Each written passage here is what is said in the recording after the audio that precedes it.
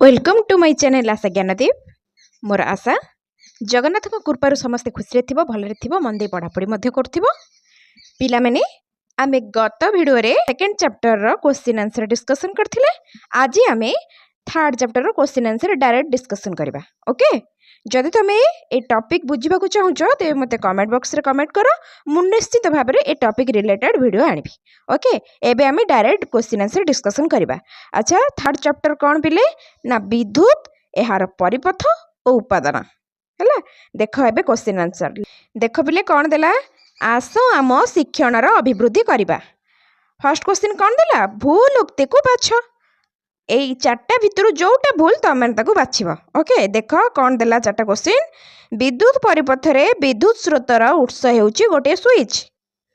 ख कौन देला, गोटे स्विच वैद्युतिक परिपथ को संपूर्ण संजोग बा विच्छिन्न करिबारे साहाय्य करे। ग कौन देला, आमर आवश्यक परिमाणर विद्युत व्यवहार को स्विच नियंत्रण करे। घ कौन देला, जेतेबेले स्विच बंद थाए सेतेबेले दुई अग्र मध्य वायु व्यवधान थाए। ओके, आ भितर पिले भूल कोटा कहलो देखिया। पिले एई क नंबर ऑप्शन टी हैला भूल हैला। कोन बे भूल हैला पिले, काहे कि ना बैटरी आउ विद्युत कोष होची विद्युत स्रोतर उत्स हैला। ए देची स्विच होची विद्युत स्रोतर उत्स, एटा तेनु भूल हैला। ओके, सेकंड क्वेश्चन देखो देला। ए चित्र को देखो पिले, कौन कर ना केउ सामग्री सह क ख अग्र को जोग कले बत्ती जळिबो नाही हैला। का संगे क ख अग्रटा को एटा होची ख अग्र, एटा होची क अग्र, आहा सहयोग कले ए बॉलटा कौन जळिबो नाही। ओके, देख आंसर पार्श्वर थिबा चित्र अनुसार कौन काठ काच चूड़ी प्लास्टिक किंबा रबर पर विद्युत अपरिबाही वस्तु जोग कले बत्ती जळिबो नाही। ओके, देख कौन देला क्वेश्चन। ए चित्र को देख पिले, जदि गोटे बत्तीर फिलामेंट भांगी जाए तेबे अन्य बत्तीटी जळिबो कि? तुम उत्तर यथार्थरे प्रतिपादन कर। ओके, देख आंसर ना बत्तीटी जळिबो नाही। यथार्थ आंसर कौन लिखिबो ना, एठारे बत्ती गुड़िक श्रेणी संजोग बा सीरीज कनेक्शन जोटा कहती एतिर अछंती। जदि गोटे बत्तीर फिलामेंट छिड़ी जाए तेबे विद्युत परिपथटी असंपूर्ण बा ओपन सर्किट होई जिवो हैला, एवं स्रोत प्रवाहित होई परिबो नाही। बुझी परछ तो, जदि गोटे बत्तीर फिलामेंटा भांगी जिवो सेतिरे कोन स्रोत प्रवाहित होई परिबो नाही, विद्युत परिपथ असंपूर्ण रहिबो ना। नेक्स्ट क्वेश्चन देख, 4 नंबर देख। जड़े छात्र वैद्युतिक परिपथ तैयारी कला बेले संजोग कराइतिबा ताररू विद्युत रोधी आवरण को काढ़ा भूली जाइथिला। जदि बत्ती और विद्युत कोष ठीक भाव में काम करुथाए तेबे बल्बटी जळिबो कि? देख पिले आंसर देख 4 नंबर आंसर ना बल्बटी जळिबो नहीं। कारण कौन ना तार ऊपर थिबा प्लास्टिक बा रबर आवरण हेउची विद्युत रोधी हैला। ଏହା ମଧ୍ୟ ଦେଇ ବିଦ୍ୟୁତ ପ୍ରବାହିତ ହୋଇପାରିବ ନାହିଁ। ବିଦ୍ୟୁତ ପ୍ରବାହ ପାଇଁ ପରିପଥରେ ତାରର ଧାତବ ଅଂଶଟି ସଂଯୋଗ ହେବା ଆବଶ୍ୟକ। आवरण न काढ़िले परिपथटी संपूर्ण ହୋଇପାରିବ ନାହିଁ। ओके, से कौन कहले 5 नंबर, वैद्युतिक उपादान मानक पई संकेत व्यवहार करी गोटे ट्रच पई परिपथ चित्र अंकन कर। प्लीज कौन देला, ट्रच पे एक साधारण परिपथ चित्र अंकन करिया पे एई संकेत गुड़ा सब व्यवहार करिवो हैला। एमती गोटे लाइन रे सब लगे दबो हैला। सेल लगेइबो, बॉल लगेइबो, स्विच लगेइबो। ओके, एई लाइन रे सेल बॉल स्विच तीनटा अंक लगे दबो हैला, चित्रटे कर दबो। ओके, देन नेक्स्ट क्वेश्चन देखिबा। 6 नंबरटा पिले कौन देला, देख ए चित्रटी को देख। कर कौन देला क्वेश्चन, जदि स्विच S2 एटा पिले S2 हैला दिना दिया हेची। से कौन कहला, जदि स्विच S2 ऑन अवस्था रे एवं स्विच S1 ऑफ अवस्था रे रहे केउ बल्टी चलिबो? पिले से कहला एइटा हबो कोन ऑन हेतिबो आ एइटा S1 टा ऑफ हेतिबो। ओके, अच्छा कोउटा जलिबो कहलो, को बल्टा जलिबो? L1 जलिबो ना L2 जलिबो? देख पिले आंसर कौन लिखिबो।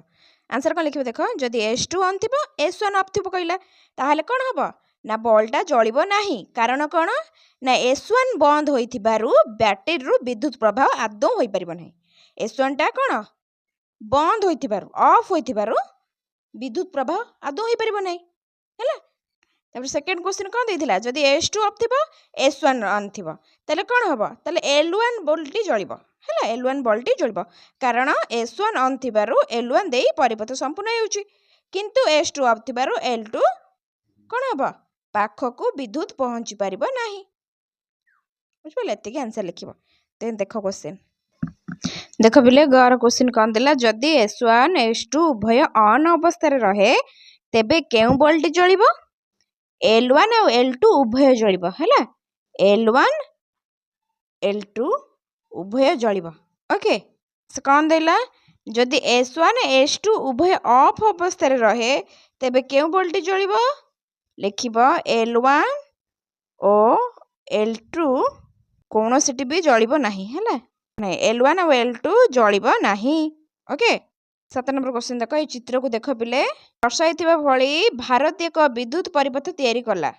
ପରିପଥକୁ ବନ୍ଦ କରିବା ପରେ ମଧ୍ୟ ବତି ଜଳିଲା ନାହିଁ। ଏହାର ସମ୍ଭାବ୍ୟ କାରଣ କ'ଣ ହୋଇପାରେ? ଏକ ଅସଫଳ କାର୍ଯ୍ୟର ଯେତେ ଅଧିକ ସମ୍ଭାବ୍ୟ କାରଣ ଚିନ୍ତା କରୁଛ ତାହା ଲେଖ। ଏ ବତି କାହିଁକି ଜଳିଲା ନାହିଁ ଏହା ଜାଣିବା ପାଇଁ ତୁମେ କ'ଣ କରିବ? ଦେଖ ଆନ୍ସର। ସମ୍ଭାବ୍ୟ କାରଣ କ'ଣ ହୋଇପାରେ? ନା ବ୍ୟାଟେରୀ ସରିଯାଇଥିବ, ବ୍ୟାଟେରୀରେ ଆଉ ବିଦ୍ୟୁତ ଶକ୍ତି ନଥାଇପାରେ। ବଲ୍ଟି ଫ୍ୟୁଜ୍ ହୋଇଯାଇଥିବ, ମାନେ କ'ଣ? ବଲ୍ ମଧ୍ୟରେ ଥିବା ସୂକ୍ଷ୍ମ ଫିଲାମେଣ୍ଟଟି ଛିଡ଼ି ଯାଇଥିଲେ ବିଦ୍ୟୁତ ପ୍ରବାହ ହୁଏ ନାହିଁ। ଢିଲା ସଂଯୋଗ, ତାମାନେ ଲୁଜ୍ କନେକ୍ସନ୍, ତାର ଗୁଡ଼ିକ ବ୍ୟାଟେରୀ କିମ୍ବା ବଲ୍ ସହିତ ଭଲ ଭାବେ ଲାଗି ନଥାଇପାରେ। ତାର ଛିଡ଼ି ଯାଇଥିବ ମାନେ ସଂଯୋଗକାରୀ ତାରଟି ଭିତରୁ କୌଣସି ସ୍ଥାନରେ ଛିଡ଼ି ଯାଇଥାଇପାରେ। ଓକେ, ଇଏ ହେଉଛି ସମ୍ଭାବ୍ୟ କାରଣ ହୋଇପାରେ। ସମାଧାନ ନା ସଂଯୋଗ ଯାଞ୍ଚ। ସମସ୍ତ ସଂଯୋଗ ଗୁଡ଼ିକୁ ଟାଇଟ୍ କରିବା ଏବଂ ତାର ମୁଣ୍ଡରୁ ପ୍ଲାଷ୍ଟିକ ଆବରଣ ଭଲ ଭାବେ କାଢ଼ି ସଂଯୋଗ କରିବା। ବଲ୍ ପରିବର୍ତ୍ତନ, ବଲ୍ଟି ଫ୍ୟୁଜ୍ ହୋଇଯାଇଛି କି ନାହିଁ ଜାଣିବା ପାଇଁ ତା ବଦଳରେ ଏକ ନୂଆ ବଲ୍ ଲଗାଇ ପରୀକ୍ଷା କରିବା। ନୂଆ ବ୍ୟାଟେରୀରେ କାମ କରୁଛି କି ନାହିଁ ଜାଣିବା ପାଇଁ ଏକ ନୂଆ ବ୍ୟାଟେରୀ ବ୍ୟବହାର କରିବା। ତାର ଯାଞ୍ଚ, ତାରଟି ଅକ୍ଷତ ଅଛି କି ନାହିଁ ଦେଖିବା ପାଇଁ କ'ଣ କରିବା? ଅନ୍ୟ ଏକ ତାର ବ୍ୟବହାର କରି ପରିପଥ ସମ୍ପୂର୍ଣ୍ଣ କରିବା ହେଲା। ଓକେ, ନେକ୍ସଟ କ୍ୱେଶ୍ଚିନ୍ ଦେଖ। ଦେଖ ଏ ଚିତ୍ରକୁ ଦେଖ। କ ଖ ଗ ଘ ଦେଇଛି। କ୍ୱେଶ୍ଚିନ୍ କ'ଣ ଦେଲେ ଦେଖ। ଯେତେବେଳେ ସୁଇଚ୍ ବନ୍ଦ କରାଯିବ କେଉଁ କ୍ଷେତ୍ରରେ ବଲ୍ଟି ଜଳିବ ନାହିଁ? ଏଇ ଘରେ ବଲ୍ଟି ଜଳିବ ନାହିଁ। ଓକେ, ଏଇ ଘ ଚିତ୍ରଟା ଜଳିବ ନାହିଁ। କାରଣ କ'ଣ ଦେଖ। କାରଣ ପିଲେ କ'ଣ? ନା ଏଠାରେ ଏଲ୍ଇଡିଟି ଓଲଟା ଭାବେ ସଂଯୋଗ ହୋଇଛି। ଏଲ୍ଇଡିର ପଜିଟିଭ୍ ପାର୍ଟସ୍ ବ୍ୟାଟେରୀର ନେଗେଟିଭ୍ ପାର୍ଟସ୍ ସହ ସଂଯୋଗ ହୋଇଥିବାରୁ ଏହା ମଧ୍ୟ ଦେଇ ବିଦ୍ୟୁତ ପ୍ରବାହିତ ହୋଇପାରିବ ନାହିଁ। ଓକେ, ସେଥିପାଇଁ ଜଳିବ ନାହିଁ।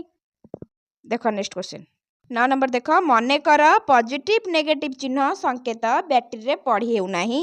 ବ୍ୟାଟେରୀର ଦୁଇ ଶେଷ ଅଗ୍ରକୁ କିପରି ଚିହ୍ନଟ କରିବ ତୁମେ ମତ ଦିଅ।